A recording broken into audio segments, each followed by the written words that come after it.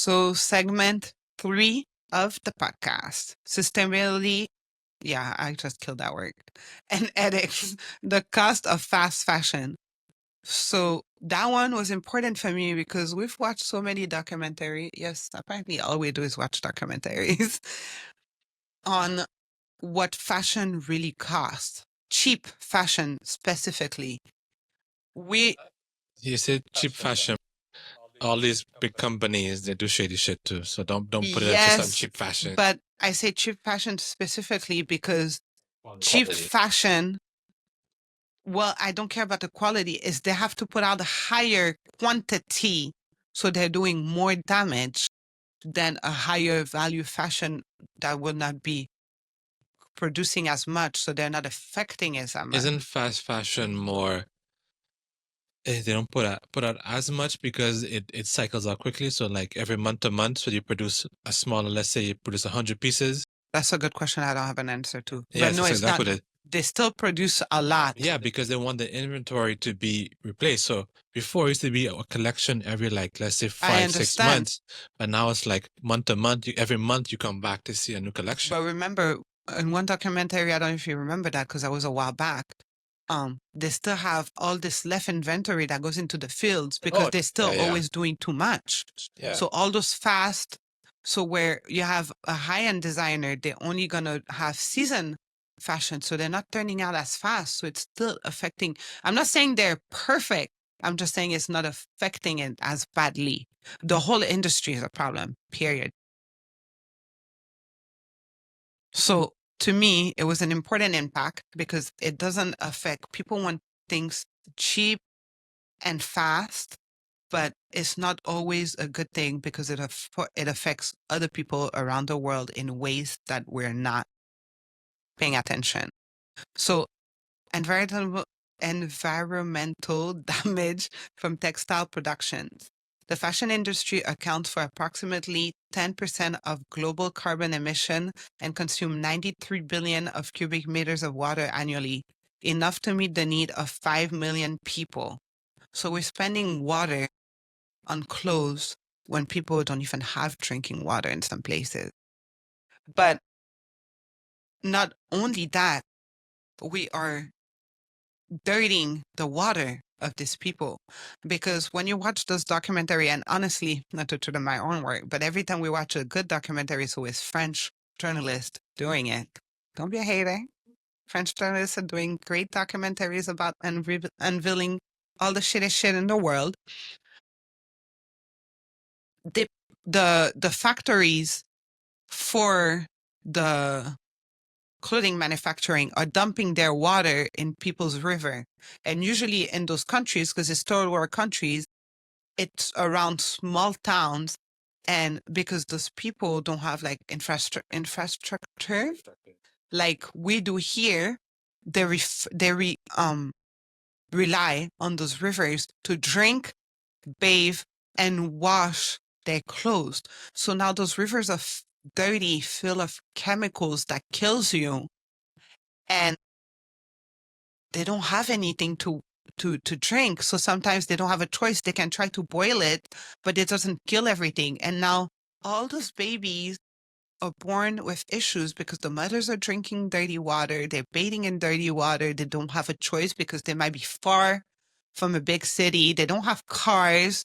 So basically your fast fashion, your Shein, is that what you call it? I've never bought from there. Your Shein and stuff like that are killing babies around the world. Well, just to add to that, it's also not just the water, but remember, the water canal is typically connected to the farms in some way. They pull the water from the rivers to feed the farm. So That's true. the food that they're also getting. So then the soil becomes contaminated with whatever chemicals that are in there. It goes into the food. Whatever wells, you might have somewhere close to it, all the soil itself gets contaminated, which comes back up in their water, which we've seen that too. And that might make their land barren after. Yeah, the land might become barren. They can't grow crops. So it becomes a whole cycle. People think that it's just water, but water is connected to so much different things around you. It's a cycle. So those people rely on their rivers, and you wanted a Shein shirt for $5, and it just cost the life of a child in another country. And people don't realize that on this end of the world. Just to be clear, the reason why also that they're dumping the water is because everything has chemicals. Everything that's wet has to be put away somewhere. Where does all this wet chemicals go? Like that's what people don't think about. Chemicals have to be put away somewhere. They don't magically disappear. Like that's the side of I guess manufacturing we don't talk enough about, is that chemicals don't disappear. They don't get burned, or if they do get burned, it goes up in the atmosphere and comes back down into the land It's somewhere. still a disaster. It creates some type of a problem. It gets, it doesn't disappear. It gets moved away from, say maybe in America, they'll ship that shit across to somewhere in India or wherever it is, in Africa or something. They basically ship the problems away. In America, we have the clean air, but our clean air is at the expense of somebody else in some other country.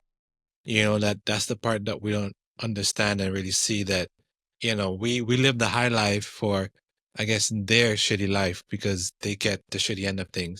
They get the slave labor, they get all the chemicals and stuff, the nasty stuff, while we live in our, Well, except for our clean our air. chemtrails, because we get Well, chemtrails. You know what I mean? We export our toxicity, I guess, in the air. Yeah. And then, right, the government in those third world countries let it happen because they need the money from the big corporations. So the big corporations are running them. And you can't blame them in a way, because the people got to get paid. The government got to pay stuff, for people. And so it's a catch 50-50. So it's the job of those big companies to just do better. Like they are, and that documentary, remember that there's this factory that cleans the water so well, the machine cleans the water so well you can drink it after. But what is it, 10 cents more or something, $1? And then Chris and I always have that argument. I'm like, dude, charge me $1 more on the clothes. But Chris is like, nobody wants to pay the dollar. Well, then we're killing more children around the world. So you guys want to be cheap in America and get your little sheen? Well, you're killing children around the world. Congratulations. But the problem is you don't see it. It doesn't affect you. Like it's just like the pedophile thing. Like if it doesn't affect home, like people just look the other way. People don't care because it doesn't affect you in your life right now. So it's like, okay, it doesn't matter. The missing children around the country is like, okay, it doesn't happen to me. So like, I don't really care. Yeah. So that's a big problem. Okay, waste and overproduction. Nearly 85% of all textile produce end up in a landfill each year. That's about one garbage truck of clothes burned or sent to landfills every second. People. That is crazy. And I guess that's back to what you're saying. We fly away our problems because we send our waste to third world countries, guys. Yeah, people keep thinking everything gets recycled and cleaned out and repurposed, but other stuff just goes into the trash. Like the whole recycling, probably should do something about that too. The whole recycling thing is a huge scam. Like, yeah, like all you're thinking like your recycling bin and stuff like that, your clothes you're giving away is finding a good home somewhere to some nice people. A lot of times it doesn't. Like we've watched documentaries where it's like there's landfills of just clothes just dumped. And people living on top of it. Because they have so much clothes. Like we've seen this here in Miami too, where we've seen like places where they're just exporting bundles and bundles of clothes. Like you're thinking it's going to like the Goodwill and somebody repurpose your stuff. No, it's being sold to somebody here that's going to sell to somebody else in some Africa. And some of the clothes might go ahead and maybe get used from it. Well, some might just get thrown away, and it becomes their problem. And then they buy it and they get a little fee for exposing it to throwing it away. But it's really just going to be dumped up and then burned somewhere or exploded because of all the chemicals that's in the fire. There's a buildup of chemicals and then things explode and burning and becomes a big nasty mess. Because all the gases get trapped under the clothes and whatnot. Well, I guess next one is what you said, toxic chemicals and dye pollution. The World Bank estimates that 20% of industrial water pollution globally comes from textile dyeing and treatment. Many fast fashion factories discharge untreated toxic waste into rivers, poisoning ecosystems and communities. Bang, I guess we covered that already. We were the facts. So the human cost of fast fashion, exploitation, labor practice. Many fast fashion garments are produced in low-wage countries where workers often endure unsafe conditions, long hours, and minimal pay. For instance, the collapse of the Rana Plaza garment factory in Bangladesh in 2013, I remember that one, killed over 1,100 workers, highlighting the life-threatening risk of many garment workers face. I think it's they were working and then the whole building collapsed and we just went on with our life like it was a Tuesday, like just another Tuesday. And let me go see what Zara has today. Like, it shouldn't be like that. And I'm not saying I'm any better. Obviously, I buy clothes, but when I'm buying clothes, I'm very well aware of where my clothes came from. Like, I'm not in denial, and people don't realize. At least if people would realize, it would be step one. Like, the first step to recovery is admitting you have a problem. The first step to fast fashion is admitting where your fast fashion is coming from. Child and forced labor. So yes, a lot of your clothes are done by children because they don't have a childhood and they need to help their families eat, and they're working in crappy environment. Reports from the U.S. Department of Labor indicate that child labor and forced labor remain prevalent in textile supply chains. Fast fashion demand for quick, cheap production perpetrates this abuse. Lack of worker protection. A 2020 study by the Clean Clothes Campaign revealed that during COVID-19 pandemic, many garment workers were left unpaid or were paid reduced wages, exacerbating poverty in already vulnerable communities.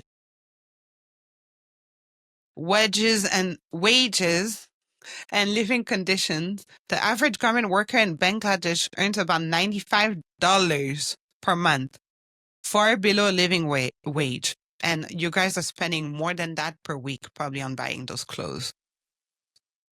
Unsafe factory condition. According to the International Labour Organization, many garment workers lack basic protections such as fire escape and building inspection. Those risks are heightened in the rush to meet fast fashion deadlines. And yeah, so I think there's nothing wrong with people wanting clothes and wanting a new style. I'm all for like style and stuff. But I think people should be willing to pay a little bit more so that people on the other end get a little bit better lives. Like, bare minimum. Like some regular hours, a little bit more money, no children working. Like, but if people keep pretending this isn't happening and just keep buying and ignoring the problems, then the problems are not going to go away. They're just going to get worse. So, yeah. The environmental consequences and consumer habits, carbon footprint of fast fashion. The global fashion emits more carbon annually than international flights and maritime shipping combined. So for all those people who love to talk about our carbon footprint and what is it, the environment? What is it, all this environment people call all this crap? So for all your BS, environment BS, while you're shopping, you're wearing your new Shein outfit, talking about the environment. You committed bigger murder with your little Shein outfit than you did with the cow farting in the atmosphere. So we're clear. The cow didn't do nothing. Its fart is like far less of an issue. Or, like I don't know, those where it's environmental people like come up, or it's like the celebrities with their environment, preaching environment issue where they're all taking 6 different jets to go to the same event. You could have fight commercial? You want to save the environment. You said the one where they're doing what was it, some type of economic summit or something in Brazil where they're now cutting down the rainforest to build a highway through the rainforest. Like don't we need to save a little bit of freaking trees? No. Because eventually help me make we're that just make gonna sense. die. Help me make, and I wouldn't be sad. You're having an environmental summit. You need to build, you mash up a whole part of the Amazon to build a freaking highway for this event. How does that make This sense? planet does not operate on sense. It operates on, I don't know, the Lulu and greed, honestly. Because it's not only greedy people, it's also the Lulu people. Like you're fighting over a straw, but yeah, your outfit is like causing more issues than your one little straw. I'm not saying it doesn't help, like, but don't bash people while you're not doing any better. Like, because, yeah, you're just real uneducated. Yeah, you have your one straw, but you have like 20,000 outfits a week that you keep buying and then throwing away the following week. And you have no idea what happens to the clothes or where it came from. Microplastic pollution. Many fast fashions are made from synthetic materials like polyester. When washed, this fabric releases microplastic into the water system, harming marine life and entering the human food chain. So that's also for your not eco-friendly, environment people. Like your clothes is just dropping. Every time you're washing your clothes, it's just dropping microfibers. So you're also impacting our environment. So now it's not only other people's environment, it's our environment. But then you're gonna get on people's butt for like anything, like a straw, like anything. I guess what they're saying too is because I guess with the water system, I guess what we haven't really seen too much about it, but I guess the fact is, I guess that the water that we release from here in our homes, it gets recycled back into the system. And I don't think it gets cleaned out Yeah, depending well on what they're enough. cleaned for. Or maybe not everywhere, but certain places where the water doesn't get recycled and cleaned out well enough, those things get back into your drinking water that you probably wouldn't be filtering to clean it out. Because it might be, depending on what they consider harmful or not, they might let it through because they'll say it's a too small amount. But the small amount of, if you get enough small amount of plastic, which is going to go into your brain, with it's been found that it starts affecting you Alzheimer, dementia, and stuff like that. So basically everything is a cycle. And you think things are not affecting you in a certain way, but it is. And you think it has nothing to do with you, but everything is connected. It adds up. Small things add up over time. Maybe it's the plastic is one thing, but then there's also the plastic, and then you have your bad eating habits. You're eating, contaminated food with cancer, something, whatever. Like all those little things keep adding up to just. You might be thinking, "Oh, I got it for my mama," but no, it's because y'all keep doing the same dumb shit. Mm-hmm. You have these compounding issues that you don't think are real, or you don't think maybe it's the government not doing their job. Or all the food dyes in the food, like everything is just connected, as you were saying. It's just a compounding effect of bad shit that they keep forcing down our throats. And then one day you have Alzheimer. Yeah, the plastics, One day you and have the cancer. food, the dyes, or whatever. It's like One day you have imbalanced hormone. It all adds up. It's going to catch up to you somehow. Disposable culture. Fast fashion encourages a wear once, toss away mindset. The average American discards 81 pounds of clothing per year. Much of it is barely worn. The culture of disposable contributes to overflowing landfills and increased waste management challenges.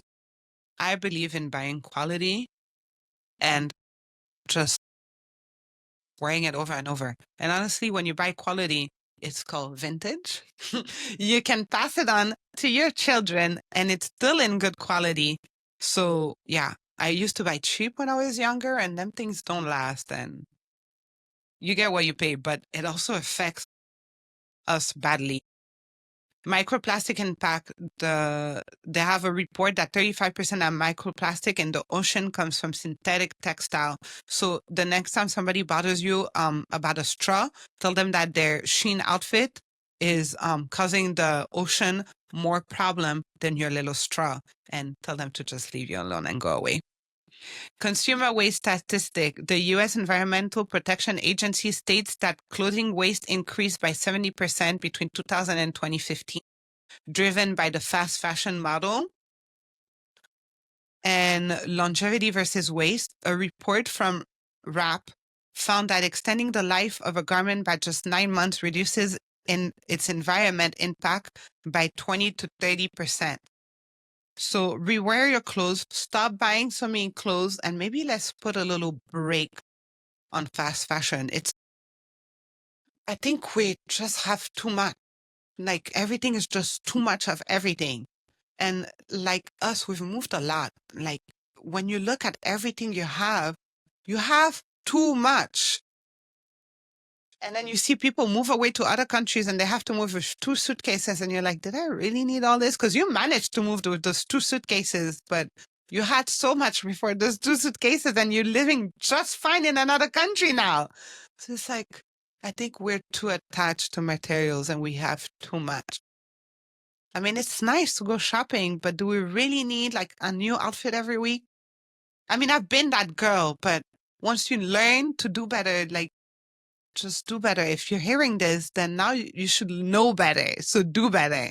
Well, I think the point of fashion is to go ahead and impress people, and the new outfit, the looking cute. You can take the same picture again with this outfit. Dude, you can reuse the top and work it in different ways.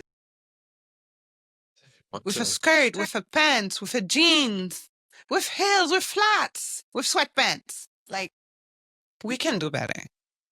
I think so. Look, mostly guys live with very limited clothes. Now, these days, guys are super fashionista too. But, like people can make it. Like, we can manage. She's saying women are the problem. No.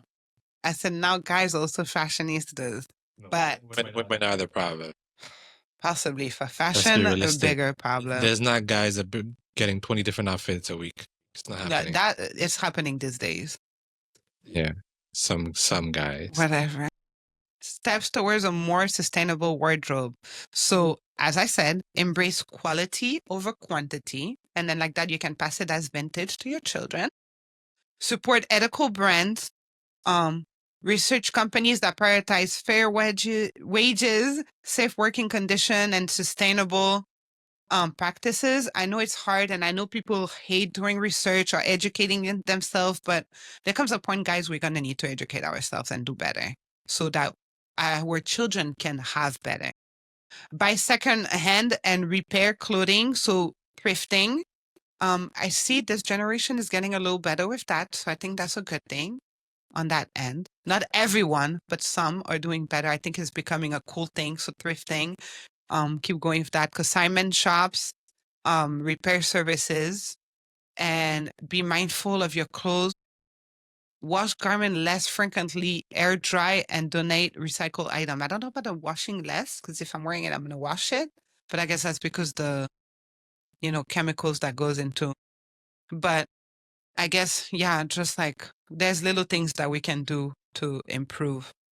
You should also mention here, because I think you said that too, with the air drying. So with the air drying, your clothes get less damage than if you put it into the washing machine, no, drying machine.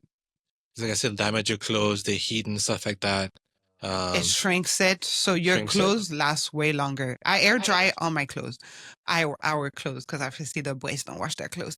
Yeah, I have clothes that lasted for years and years and years. I'm still wearing, and they still fit. They still look new, honestly. Yeah, we have to actively just get rid of stuff just so we can get new stuff, but we wouldn't have to. Like our clothes last. Like if you buy something that's good and you wash it properly, it's gonna last. Okay, so the tariff impact on fashion. Chris wanted to touch on tariffs since we are in a tariff era. Talk about it. Okay. All right. So higher import costs, increased tariffs on imported textiles and garments raise the overall cost of producing cheap, fast fashion. As prices go up, and some brands may consider the value of mass producing low quality items. So the fact, I guess, with the whole tariff thing is that the cost basically it gets added up. And I think the misconception with tariffs is, as I mentioned earlier, is the fact that one, the costs are actually minimal on the actual importing side of things or exporting, whichever one look at it. It's, let's say if it's a 10%, but people look at it, you have to look at the actual cost, because you don't get tariffs on the retail value. You get tariffs on the actual imported or exported value. So let's say if it was $1 and it's 10 cents, it's $1.10 for the tariff, it's not going to be, let's say, on the $3 value.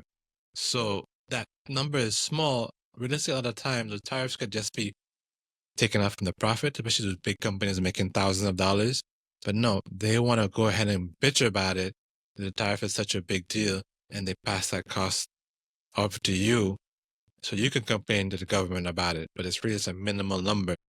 But again, the issue is, I guess, with the how it's being affected because of the prices and the cheap fashion. Again, people want the cheap things, so by them putting the tariffs is raising the price of what we call the cheap stuff. But cheap doesn't necessarily always, it's not always the best thing. You want to have better quality, as you were saying earlier. So maybe that's a reason why we should get rid of importing everything from China and those places, or get better quality product that lasts longer and reduce the fast fashion and changing every 2 weeks because we need the latest outfit. I'm not a fashion expert, but if you buy basics, yeah, you can just create new outfits with what you have. So towards local sourcing. So brands facing steep import tariffs might explore domestic or regional suppliers to offset costs. This can create opportunities for smaller scale, more sustainable production models and closer to the consumer. So yeah, support brands that are in the country. It also produces more jobs. And then there's several companies in California that produce things locally. Maybe they might import certain things. So that's a tariff situation. But buying local supports your family, your friends, your certain made people in in the country, US. made in the USA. I mean, importing, as you're saying, it's like, sure, you want to help the people get a better life, but you also want to help, I guess, your community, your people around you, your fellow, American people, have a better life too, because everybody struggles. I mean, the people who actually work in those factories typically are, low income people. So supporting American made stuff is helping out the environment. It's, not affecting this tariff stuff, but it's providing more jobs to people in the country. I'm looking forward for hopefully we'll have more manufacturing here back. Manufacturing is still a double-edged sword because it's like, it's going to change to automation. So it's still like, Mm, it's I see still, what you mean.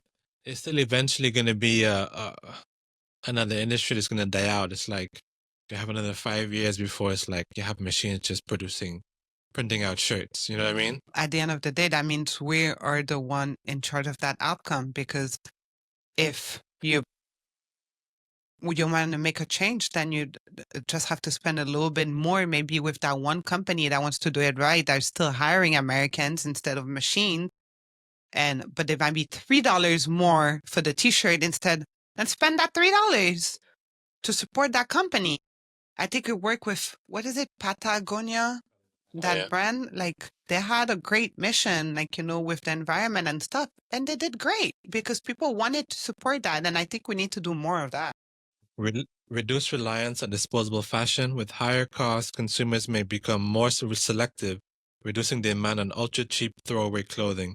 This shift can encourage brands to focus on quality over quantity and push consumers towards more durable, long-lasting garments. So yeah. Basically, the tariffs might change people's mind because they might have to slow down the fast fashion because it's not cost effective anymore. And then people are going to be like, oh, I don't want to spend more money. So then hopefully that might help a little bit. We'll see. Yeah, because I mean, realistically, yeah, we don't need all this cheap shit. I mean, back in the days, like people used to have, they might shop like once or twice a year, and now it's just like every week. So people back in the days, what, or 10, 20 years ago, did they have no style? Did they look busted? No, it's like you just, you had certain clothes and you recycle them out throughout the year and you bring them out next year. It's like, who really remembers half the time what you be wearing? I Yeah, mean, like not everybody's that important. Like only you know or remember. And if the people are remembering, that's on them. That's not a you problem. unless you're like Beyonce running on the red carpet, like, who freaking cares? You're not a celebrity, Yeah, if though. it's not a red carpet outfit, you can repeat it. That's true. Anything that's not a red carpet, you could repeat. But oh my gosh, you wore that outfit last week or last month? You must be broke. No, that's not how the show works. One thing I wanted to touch on that's not on there, and it's kind of out of the subject, but we'll do probably something about that at some point. Like I was telling you, I'm looking into changing my clothes to more organic, clean products. So I want to change everything to like cotton, linen. So basically real fabrics, because the thing is with polyester and all the materials in all those fast fashion, basically, cheap is like polyester and stuff. First, it messes up the environment with everything we explained, but your body, your skin is your biggest organ, and all those chemicals and those what do you call that? Microplastics are going into your skin, then it goes into your organs, it goes into your glands, it goes into your brain. So fast fashion is not only affecting, you're not only killing children in third world countries and their environment, you're not only killing the environment, but you're also killing yourself with it by wearing it. um you're putting it on your vagina, on your balls. That's like your reproductive areas. So your chances of having children with all this microplastic and stuff is really bad. So, cotton panties, cotton boxers might be better, linen clothes, and technically they tell you those are chicer too. So I think they say hemp is really good too. yeah. So anything that's clean fabrics are better for you and better for the environment. So I guess if I leave anyone with something, it would be with that.